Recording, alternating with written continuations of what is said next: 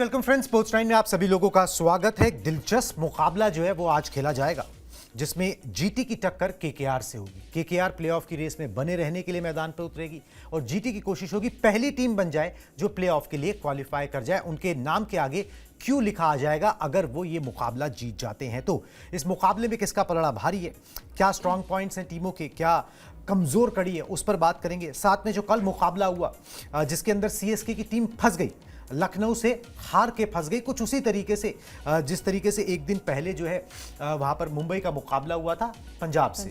पंजाब की टीम जो है फंस गई थी करो या मरो की स्थिति में, वैसे ही सीएसके की टीम जो है वो करो या मरो की स्थिति में फंस गई है। उस मुकाबले पर भी चर्चा करेंगे, मगर शुरुआत जीटी वर्सेस केकेआर से करते हैं, दिखाते हैं आपको बेसिक इंफॉर्मेशन, उसके बाद आगे की चर्चा यहां पर करेंगे। आज खेला जाएगा आईपीएल का 60वां मुकाबला। कोलकाता की गुजरात से टक्कर होगी। शाम 7:30 बजे ईडन गार्डन्स पर जो है ये मुकाबला शुरू होगा। पॉइंट्स टेबल में अगर देखें तो दूसरे नंबर पर जीटी की टीम है और 8वें नंबर पर केकेआर की टीम है, मगर 8वें नंबर पर होने के बावजूद भी ये टीम जो है प्लेऑफ की रेस में बनी हुई है, उससे बाहर नहीं हुई है। एक इंपॉर्टेंट मुकाबला। अब ये मुकाबले जो है ना ये बड़े इंपॉर्टेंट से होते चले जा रहे हैं क्योंकि ये वो ऐसी एक मोड है जहां पर या तो आप राइट हो गए या फिर लेफ्ट हो गए। लेफ्ट टर्न करते ही आपका खेल जो है ऑलमोस्ट खत्म हो सकता है और राइट टर्न आपने लिया तो फिर आपके पास एक गोल्डन चांस होगा कि आप किसी तरीके से वो आखिरी 4 में जो है जगह बना सको। मगर इन दोनों टीमों की कहानियां बिल्कुल अलग अलग है। इनकी कहानियों पर बात करें उससे पहले मैं पॉइंट्स टेबल की स्थिति दिखा देता हूं ताकि तस्वीर एकदम साफ हो जाए कि दोनों टीमें कहां पर लैंड अप करती हैं। गुजरात टाइटंस 16 पॉइंट है, मगर क्योंकि नेट रन रेट थोड़ा कम है रॉयल चैलेंजर्स बेंगलुरु से, इसलिए दूसरे नंबर पर है। लगातार 5 मैचेस इस टीम ने जीते हुए हैं। अब आ जाते हैं दूसरे पे, मतलब बॉटम हाफ में। यहां पे तो गुजरात की बात हो गई, बॉटम हाफ में आ जाते हैं जहां पर केकेआर की टीम है और केकेआर की टीम 8वें नंबर पर है। गौर करिएगा 11 मैचेस हैं, 4 जीत हैं, 9 पॉइंट्स हैं। इनके 4 मैचेस बाकी हैं, बाकी सबके जो है 12-12 मैचेस हो गए हैं, इनके 4 मैच बाकी है। अगर चारों मैच जीतते हैं तो 8 अंक हासिल हो जाएंगे और फिर 17 अंक तक टीम पहुंच सकती है, 16 का बेंचमार्क क्रॉस कर सकती है। मगर क्या यह पॉसिबल होगा? अगर ये आज हार गए तो फिर 3 मैचेस बचेंगे, उसके बाद 15 पॉइंट होंगे, फिर वो 16 का बेंचमार्क क्रॉस नहीं होगा। हो सकता है 15 पे भी क्वालिफाई हो जाए, उस पर चांस होता है, मगर ये कि वो नेग्लिजिबल सा चांस होता है। जिस तरीके से अभी कंपटीशन चल रहा है, जो पॉइंट्स टेबल के हालात हैं, वहां पर वो चीज़ें अभी कारगर होती हुई नजर नहीं आ रही हैं। तो बड़ा इंपॉर्टेंट मैच है और जीटी के लिए, जीटी अपने उस मोमेंटम को अंकिता बरकरार रखना चाहेगी जिससे वो खेलती आ रही है। चीज़ें उनके लिए 100% ना कभी भी जीटी के लिए चीज़ें ना कंप्लीट नहीं रही। उनके साथ हमेशा दिक्कतें रही हैं कि भाई ऊपर के लोग चलते हैं, बीच में कोई हैवी वेट नहीं है, गेंदबाजी बहुत अच्छी है, फिर कभी स्पिनर चलता है कभी नहीं चलता है, मगर उसके बावजूद भी टीम ने जो है ना जीत की राह जो है वो तलाशी है और ये बड़ा इंपॉर्टेंट है।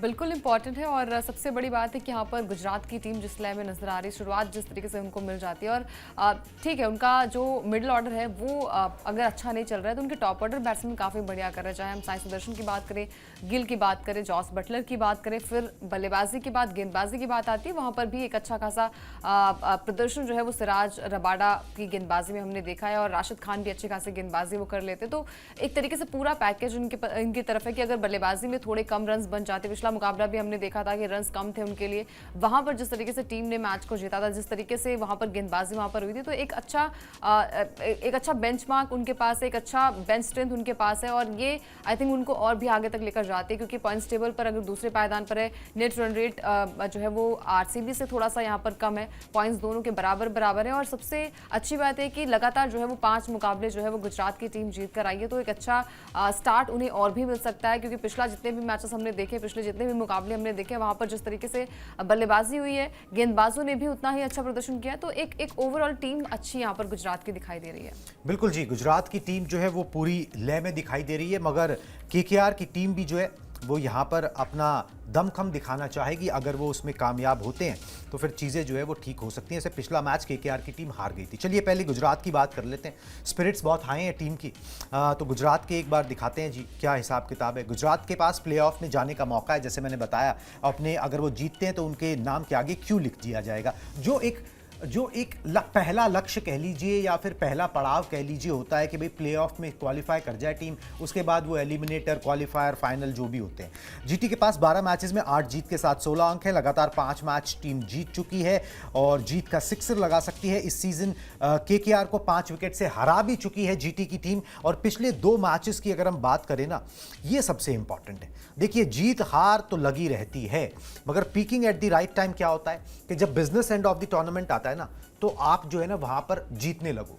और जीतना तो देखिए 1 रन से भी जीत होती है, 50 रन से भी होती है, मगर जो 50 रन की जीत होती है ना, वो आप में सेल्फ कॉन्फिडेंस भर देती है। और जीटी के साथ वही हुआ है। पिछले 2 मैचेस अंकिता देखें तो 82 रन से जीते, 77 रन से जीते। ये सेल्फ कॉन्फिडेंस टीम के अंदर आ जाता है कि एज ए यूनिट जो है ना, हम जो है वो परफॉर्म कर रहे हैं और हम कोई भी चुनौती का सामना कर सकते हैं। केकेआर के सामने कोई घबराने की ज़रूरत भी नहीं होगी, क्योंकि उस टीम जो है वो कंप्लीट टीम की तरह खेल भी नहीं रही है। दिन किसी का भी हो सकता है, मगर कॉन्फिडेंस, बैकिंग, जो भी आप कहें, पेपर के ऊपर टीम को आकलन करना, सब कुछ जीटी के पक्ष में है। बिल्कुल पक्ष में। और देखिए, जब आप 5 मुकाबले बैक टू बैक जीत कर आते हैं तो वहाँ से आपको पता होता है। और पिछला 2 मैच जो था वहाँ पर एक बड़ी जीत आई है, तो आई थिंक वो गुजरात की टीम को पता है, उनके प्लेयर्स को पता है। कप्तान जो है वो गिल कमाल की फॉर्म में है, उनका प्रदर्शन काफ़ी बढ़िया है। टीम के साथ साथ जो हम लगातार बात करते हैं कि अगर आपके ऊपरी क्रम के बल्लेबाजी अच्छी चल जाती है, वहाँ का टॉप ऑर्डर बैट्समैन आपका अच्छा चल जाता है, बल्लेबाजी आपके इस्लामी बल्लेबाज अच्छे चल जाते हैं, तो आपकी मुश्किलें वहाँ से कम हो जाती है। पावर प्ले का इस्तेमाल आपको कैसे करना है, चलिए ठीक है, गिल थोड़ी सी स्लो बल्लेबाजी करते, सुदर्शन वो काम पूरा कर देते, तो आई थिंक वो चीज़ें एक बैलेंस टीम की तरह नजर आ रही है। एक अच्छा कॉम्बिनेशन है, एक अच्छी रणनीति के साथ टीम उतर रही है। और जो हमने शुरुआती मैचेस देखे थे जहाँ पर जो है वो साई सुदर्शन के बल्ले से रन्स भी नहीं आ रहे थे, डबल डिजिट का आंकड़ा भी वो पार नहीं कर पा रहे थे, तो यहाँ पर एक मौका उनके पास है ऑरेंज कैप होल्डर बनने का भी और टीम को जिताने का भी, क्योंकि यहाँ से अगर आप जीतते हैं तो आपकी मुश्किलें जो है वो आसान हो सकती है, आप क्वालिफाई हो जाएंगे और फिर उसके लिए आपको ज़्यादा परेशानियों का सामना भी यहाँ पर नहीं करना पड़ेगा। तो जितने भी मुकाबले आपके पास बचे, ये मैच इंपॉर्टेंट है, क्योंकि एक तरीके से कमज़ोर टीम के सामने आप मुकाबला खेलेंगे, जहाँ पर पिछला मुकाबला भी आपने यहाँ पर केकेआर को हराया था। तो एक अच्छी सोच यहाँ पर होगी गिल की कि गिल इस मैच को जीतें और एक जीत का छक्का भी यहाँ पर लगाएं। तो एक अच्छी टीम नज़र आ रही है सामने जो है वो केकेआर की टीम है। हालांकि उलटफेर के लिए जो निचले क्रम की टीमें होती हैं वो मानी जाती है, लेकिन फिलहाल जो एज हम कहते हैं लगातार, जो स्पिरिट हम कहते हैं लगातार, वो गुजरात का हाई नज़र आ रहा है। बिल्कुल जी। और केकेआर भी चाहेगी कि भाई जो रिसर्जेंस हुआ, उस रिसर्जेंस को जो है ना थोड़ा सा और आगे खींचते हैं। ठीक है, एक मुकाबला चलो पिछला हार गए, मगर अभी भी चांस बाकी है। और अगर जैसे विराट कोहली कहते हैं, अगर 1% चांस भी है तो कई बार वो गुड इनफ होता है, आपको अपना दम लगाना चाहिए। तो यहाँ केकेआर की टीम जो है वो दम जरूर लगाएगी। केकेआर के बारे में बता देते हैं आपको किस स्थिति में वो खड़े हैं। करो या मरो का उनके लिए मुकाबला है। दिखा दें जी ग्राफिक्स।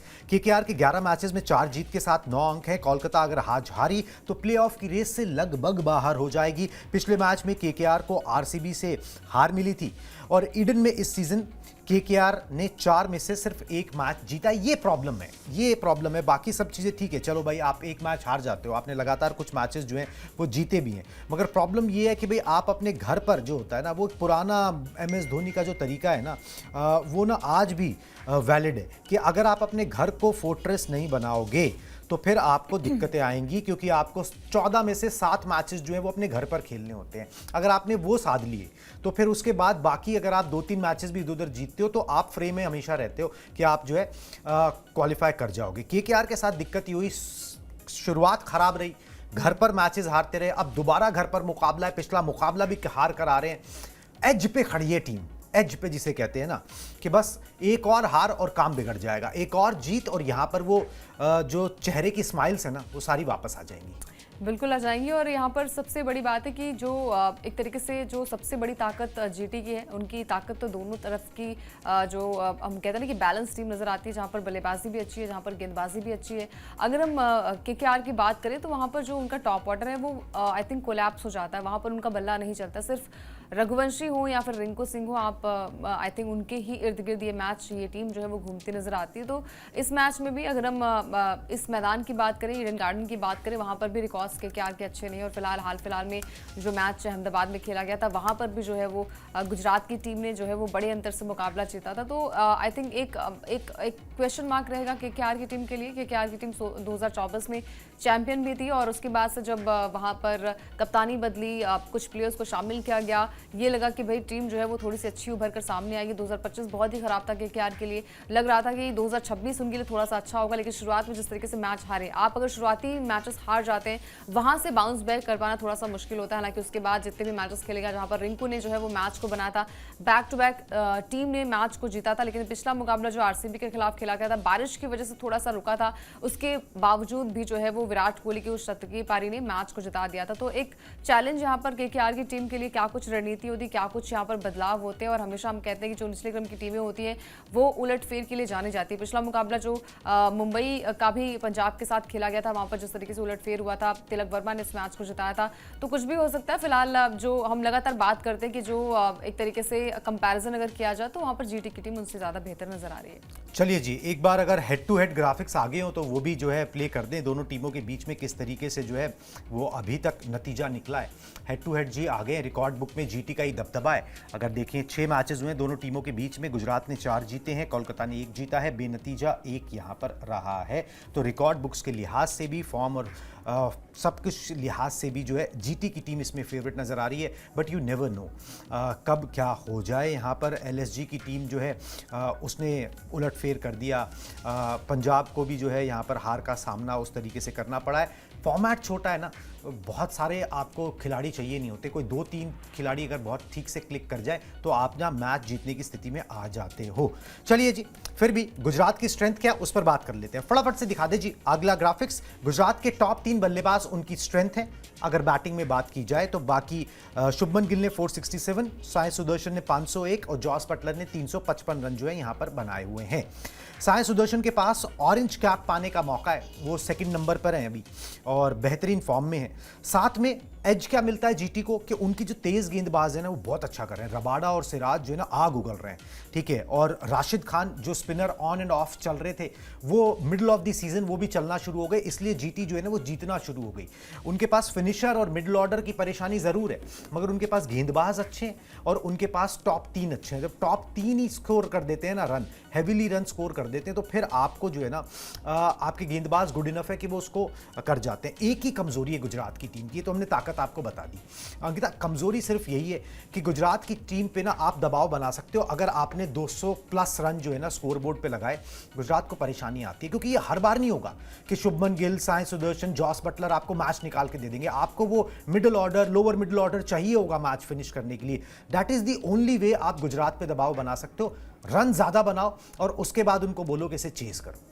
बिल्कुल मुश्किलें थोड़ी सी हो सकती है, लेकिन फिलहाल मतलब एक तरीके से गुजरात की टीम बहुत ही ज़्यादा एक तरीके से माइंड मेकअप है कि अगर एक अच्छा खासा स्कोर भी आता है उसको भी हमें जो है वो बनाना है, उसको भी हमें जो है वो चेस करना है। तो अगर यहाँ पर पहले बल्लेबाजी केकेआर करती भी है, अच्छे खासे स्कोर लगाती भी है, तो आई थिंक वो दमखम जो है वो गुजरात के पास है, वो मैच विनर खिलाड़ी उनके पास है। क्योंकि वॉशिंगटन सुंदर कभी नंबर 4 पर खेलते, कभी जब ये पड़ता है कि भाई यहाँ से मैच को बनाना है, आपको अच्छे खासे स्कोर बोर्ड पर स्कोर है, तो आई थिंक वो थोड़ा सा निचले क्रम में बल्लेबाजी भी कर लेते। तो एक टीम बैलेंस टीम नजर आती है। पिछला मुकाबला भी हमने देखा था, वहां पर भी जो है वो वॉशिंगटन सुंदर के बल्ले से अच्छे खासे रन आए थे। तो चलिए ठीक है, गेंदबाजी में अगर वो कमाल नहीं कर पा रहे तो वो काम आई थिंक बल्लेबाजी से करते हैं। आई थिंक वो आपके टीम के लिए बहुत ही बेनिफिट होता है, बहुत ही बेनिफिशियल होता है, जो कि सुंदर करते नजर आ रहे हैं। इसके अलावा साई सुदर्शन की बात करें, उनका प्रदर्शन जिस तरीके से रहा है, मतलब ऑरेंज कैप होल्डर वो बन सकते हैं अगर यहाँ से अच्छे खासे वो स्कोर लगाएं। तो जिस लैब में वो है, क्योंकि लगातार उन्हें ट्रोल भी किया जा रहा था, लगातार आलोचनाओं का भी सामना उन्हें करना पड़ रहा था कि भाई ये वही खिलाड़ी हैं जो 2025 में ऑरेंज कैप होल्डर थे। इस मैच में, इस सीजन में अभी तक उनका बल्ला नहीं चल रहा था। शुरुआती कुछ मैचेस में उनका बल्ला नहीं चला, डबल डिजिट का भी वो आंकड़ा पार करने में परेशानी उन्हें हो रही थी, लेकिन उसके बाद एक बार जब बल्ले से अच्छे खासे रन आए तो शतक ही लगाया उन्होंने, और उसके बाद सिलसिला जो है वो गुजरात का शुरू हुआ। एक जो हम लगातार बात करते हैं कि पावर प्ले का इस्तेमाल करना हो या फिर टीम गेम जो होता है कि भाई आपको पता होता है कि आप थोड़ी ज्यादा अच्छी बल्लेबाजी कर सकते हैं, आप थोड़ी आक्रामकता दिखा सकते हैं, वहां पर स्टार्ट जो है वो आप थोड़ा सा तेजी के साथ कर सकते हैं। आई थिंक वो कैलिबर जो है वो साई सुदर्शन के पास मौजूद है। गिल अच्छी फॉर्म में, कप्तानी के साथ साथ एक सूझबूझ जो हम दिखाते हैं ना कप्तान के अलावा, बल्लेबाजी में भी वो मैच्योरिटी वो बल्लेबाजी में दिखा रहे हैं। जॉस बटलर चलते हैं तो फिर आपको पता है कि वो किस तरीके से मैच को आगे तक लेकर जा सकते हैं। तो ओवरऑल टीम गेम बहुत ही बढ़िया नजर आ रहा है, गेंदबाजों का प्रदर्शन काफी बढ़िया रहा है, तो एक बहुत ही बैलेंस टीम नजर आ रही है। उम्मीद करते हैं कि आज के मैच में हमें मतलब पहला जो कहते हैं ना कि कोई एक क्वालिफाइड टीम जो है वो मिल सकती है, तो गुजरात के पास वो मौका है। लेकिन हाँ, यहाँ पर केकेआर की टीम भी जो है वो प्लेऑफ में बने रहने के लिए इस मुकाबले में पूरी जी जान लगाने की कोशिश करेगी। बिल्कुल जी, कोलकाता की बात कर लेते हैं, कोलकाता के प्लेयर्स की भी बात कर लेते हैं। देखिए स्ट्रेंथ उनकी अभी आप क्या ही गिनाओगे, मगर ये है कि स्ट्रेंथ उनकी ये है कि वो एकजुट होकर खेल रहे हैं, ये उनकी स्ट्रेंथ है। Out of the box performances कोई उस तरीके से आई नहीं है। रहाणे की बात करें तो 237 रन है अभी तक। फिन एलन की बात करें तो ऑफ लेटली चले हैं, 228 रन है। कैमरन ग्रीन के 264 रन है। 300 का भी आंकड़ा कोई बल्लेबाज जो है वो नहीं छू पाया। रिंकू और अंकुरिश रघुवंशी ने जो है ना वो मोर्चा संभाला हुआ है। Angkrish Raghuvanshi top of the order और रिंकू सिंह खत्म करने के लिए जो है ना वो अच्छा कर रहे हैं। सिर्फ अंकुरिश रघुवंशी ने जो है वो 340 रन बनाया है। रिंकू सिंह 286 रन है, वो भी अभी चलिए वो जहां बैटिंग करते हैं वहां वो 300-500 रन का नहीं देखा जाता, वहां ये देखा जाता है आप कितनी जल्दी से मैच को फिनिश कर सकते हो। फिनिशर की भूमिका में आप कितनी कम गेंदों में कितने ज्यादा रन बना सकते हो, उसकी इंपॉर्टेंस ज्यादा होती है। गेंदबाजी में कार्तिक त्यागी ने अच्छा परफॉर्म किया है, वरुण ने अच्छा किया है, सुनील नरेन अच्छा कर रहे हैं। अपने गढ़ पर ना केकेआर को अपना पुराने वाला दम दिखाना पड़ेगा, जहां पर ना उनके स्पिनर्स ईडन गार्डन्स में वो जाल बुनते हैं और वो सब कुछ करते हैं। अगर वो आप कर पाओगे तो जीत सकते हो, जीटी को फंसा सकते हो, नहीं तो फिर मुश्किल होगी। और कोलकाता के लिए बस वही है कि वो 11 के 11 खिलाड़ी जैसे एक मिशन के लिए उतर रहे थे ना, जब वो 4 मैचेस लगातार जीते, वो उतरें और उसके बाद जो मैच में हो, जो सर्कमस्टांसेस हो, उनकी रिस्पेक्ट करें। एक अपनी तरफ से नियर परफेक्ट मैच खेलने की कोशिश करें, ना कि ये देखें कि दूसरी टीम के पास क्या है क्या नहीं है। वो एक बेटर तरीका होगा इस टीम के लिए अप्रोच करना। बिल्कुल, आई थिंक वो बेटर तरीका हो सकता है। और देखिए प्रेशर वाला मैच आपने खेला है, सुपर ओवर जो हुआ था वहाँ पर भी जो है वो गुजरात माफ कीजिएगा लखनऊ के साथ जो मुकाबला खेला गया था वहाँ पर सुपर ओवर हुआ था। उसके बाद नरेन ने जिस तरीके से गेंदबाजी के मैच को जिताया, तो इतने प्रेशर वाले मैच में भी आप जीत सकते हैं। तो आई थिंक वो चीज़ें आपको ध्यान में रखने की आवश्यकता है कि आप वहाँ पर क्या कुछ अलग रणनीति अपना सकते हैं, किस तरीके से आप मैच को आगे तक लेकर जा सकते हैं। बल्लेबाजी अगर आपकी पहले आती तो आप स्कोर बोर्ड पर कितना रन लगा सकते हैं। फिन एलन के पास वो एक्सपीरियंस है, आप शतकीय बल्लेबाजी भी वो करके आ रहे हैं। तो यहाँ से अगर आपको मैच को बचाना है, आगे तक लेकर जाना है, एक अच्छे खासे स्कोर को बनाना है, तो उसके लिए आपको जो है वो मेहनत करनी पड़ेगी। मेहनत इन द सेंस कि आप जो है वो शुरुआत में जिस तरीके से बल्लेबाजी हम लगातार बात करते हैं कि भाई T20 क्रिकेट बदल रहा है, हर प्लेयर जो है वो पावर प्ले में इतने रन बना देता है, पावर प्ले का इस्तेमाल इतनी बखूबी के साथ करता है, 100 के पार स्कोर बनाता है, तो आपके लिए मुश्किल थोड़ी सी कम हो जाती है। आपको ये लगता है कि चलिए ठीक है, अगर अगले 2 या 3 ओवर्स में आप थोड़ी स्लो बल्लेबाजी करेंगे तो बेनिफिट रहेगा आपके लिए, आपके विकेट्स बचे रहेंगे। तो ये चीज़ें आई थिंक केकेआर को अप्लाई करना पड़ेगा। रहाणे को कुछ अलग तरीके से क्रिकेट खेलना पड़ेगा। वो दारोमदार जो गुजरात के लिए गिल अभी तक लेते नजर आ रहे हैं, जो 400 के पार 450 के पास वो रन्स लगा चुके हैं, तो वो दारोमदार आई थिंक वो लेना पड़ेगा यहाँ पर रहाणे को भी। टीम बहुत ही बढ़िया है, टीम बहुत ही अच्छी नजर आती है, ऑन पेपर बहुत ही बढ़िया नजर आती है, लेकिन सिर्फ 2 बल्लेबाज अगर हम अंकुरिश रघुवंशी और रिंकू सिंह को छोड़ दें तो कोई भी बल्लेबाज उस तरीके से चल नहीं रहा है इस पूरे सीजन में, अभी तक वो दमखम नजर नहीं आ रहा है। लेकिन हाँ, टीम गेम होता है, वहाँ पर हर प्लेयर्स को ये आई थिंक पता होता है कि यहाँ से अगर विकेट्स गिर जाए तो किस तरीके से मैच को आगे तक लेकर जाना है। गेंदबाजी नो डाउट बहुत ही बढ़िया नजर आ रही है, लेकिन फिलहाल दोनों ही डिपार्टमेंट अगर आपका अच्छा होता है ना तो मुश्किलें आपके लिए थोड़ी सी कम हो जाती हैं। बिल्कुल जी, मुश्किलें कम हो जाती हैं, मगर मुश्किलें जो है ना वो रहेंगी अभी। और मुश्किलों से एक ही तरीका है पार पाने का कि आप जीत हासिल करें, उसको जैसे भी करें। दोनों टीमों के लिए अपने अपना मोटिवेशन है, किस तरीके से वो यहाँ पर आगे बढ़ सकती हैं, और फिर एक के पास जो है वो क्वालिफाई करने का भी यहाँ पर जो है वो मौका रहेगा। चलिए जी, अब बात करते हैं कल हुए मुकाबले की, जहाँ पर एक अच्छा मुकाबला जो है ना वो देखने को मिला, और लखनऊ ने जो है वो चेन्नई को पटखनी दे दी। लखनऊ ने चेन्नई को 7 विकेट से हराया। मिचेल मार्श और जॉश इंग्लिश की शानदार पारी जो है वो इस मैच में देखने को मिली। 38 गेंद पर मिचेल मार्श ने 90 रन बनाए, जॉश इंग्लिश ने 32 गेंद पर 36 रन की पारी खेली। और इस हार के बाद हुआ क्या कि इस हार के बाद ना करो या मरो की स्थिति में जो है ना वो चेन्नई की टीम जो है यहाँ पर आ गई है। अब उनको अपने बाकी बचे दोनों मैचेस जीतने ही होंगे अगर उनको 16 अंक हासिल करने हैं, और 16 का एक बेंचमार्क जो है ना वो माना जाता है कि भाई वो आपको चाहिए ही चाहिए मिनिमम, अगर आपको अपने बूते जो है वो यहाँ पर जगह बनानी है। बेसिकली 187 रन जो है वो बनाए थे सीएसके ने, और लखनऊ ने उसको जो है वो हासिल कर लिया। अंशुल कंबोज की जो है जो बहुत अच्छा गेंदबाजी कर रहे थे, उनकी बड़ी पिटाई लड़ाई लगी इस मुकाबले के अंदर, और ये भी एक मुख्य कारण रहा। और जब भी संजू सैमसन या ऋतुराज गायकवाड़ या उर्विल पटेल ऊपर से नहीं चलते हैं, दिक्कत होती है। मगर अच्छी बात ये रही कि कार्तिक शर्मा ने कुछ रन बना दिए। 185 was not a bad score, 187 run, मगर ये कि आपकी गेंदबाज उस तरीके से डिलीवर नहीं कर पाए। जैमी ओवर्टन चले गए थे, वो आपको नुकसान उठाना वहां पर पड़ा, प्लस अंशुल कंबोज जो अच्छा कर रहे थे उनका भी एक बुरा मैच पड़ना था, वो पड़ा। सीएसके जो है वो फंस गई। बिल्कुल, और देखिए यहाँ से अगर आपको मैच को जीतना है तो वहाँ से आई थिंक आपके टॉप ऑर्डर को चलना ज़रूरी है। संजू शुरुआत अच्छी थी लेकिन रन अ बॉल वो खेल रहे थे, आपको थोड़े बड़े हिट्स लगाने की आवश्यकता थी। उर्विल पटेल का जो शॉट था आई थिंक वो उन्हें खेलने की आवश्यकता थी नहीं, तो चीज़ें कलेक्टिव एक तरीके से फेलियर यहाँ पर नज़र आ रहा है। और फिर अगर आपकी गेंदबाजी है, जैसे आपने भी कहा कि मतलब 187 आई थिंक बहुत उस तरीके से स्कोर था नहीं, आप ईजिली उस मैच को जो है वो डिफेंड कर सकते थे। लेकिन जिस तरीके का गेम यहाँ पर शुरुआत हुई और पावर हिटिंग के तौर पर मिचेल मार्श और जॉस इंग्लिश ने जिस तरीके से बल्लेबाजी की, आई थिंक वहां से उन्हें विकेट 135 पर पहला विकेट गिरा था, 11वें ओवर में 12वें ओवर में जो है वो पहला विकेट गिरा था, तो मैच बन चुका था। वहां से कोई भी गेंदबाज जो है वो पार्टनरशिप को ब्रेक नहीं कर पा रहा था। तो यहाँ से अगर आप एक भी मैच हारेंगे तो आपके लिए मुश्किलें बढ़ सकती हैं, आपकी मुश्किलें और भी ज़्यादा बढ़ सकती हैं। तो जब आपको पता है कि आपका जो सबसे ज़्यादा सेफ साइड है आपकी बल्लेबाजी, आपकी ताकत आपकी बल्लेबाजी, तो आई थिंक वहाँ से आपको थोड़ा सा करना पड़ेगा। आपको संजू सैमसन को जो है वो एक दमखम दिखाना पड़ेगा, क्योंकि वो जिम्मेदारी अगर आपको दी गई है कि आप एक सलामी बल्लेबाज के तौर पर आपने वर्ल्ड कप में जो धमाका किया है, चेन्नई की टीम भी वही यहाँ पर करना चाहेगी। फिलहाल अच्छी बात यह है कि भले ही प्लेऑफ की रेस से बाहर हो चुकी है लखनऊ की टीम, लेकिन हम लगातार बात करते हैं कि जो बाहर हुई टीमें होती हैं वो आई थिंक आपका खेल बिगाड़ सकती है, आपका गेम बिगाड़ सकती है, और वो भी अपनी साख की लड़ाई जो है वो लड़ती है। तो एक अच्छा गेम यहाँ पर देखने को मिला, जहाँ पर लखनऊ की टीम ने 16.4 ओवर यानी कि 20 गेंद रहते इस मुकाबले को अपने नाम किया। बिल्कुल जी, और इसी के साथ जो है वो जो इंटरेस्टिंग हो चुकी है फाइट प्लेऑफ की, आखिरी 4 की, और हो सकता है आपको पहली टीम जो है वो आज ही मिल जाए। नजर रहेगी हमारी इस मुकाबले पर। अब मुझे और अंकिता को दीजिए इजाजत, टाटा बाय बाय।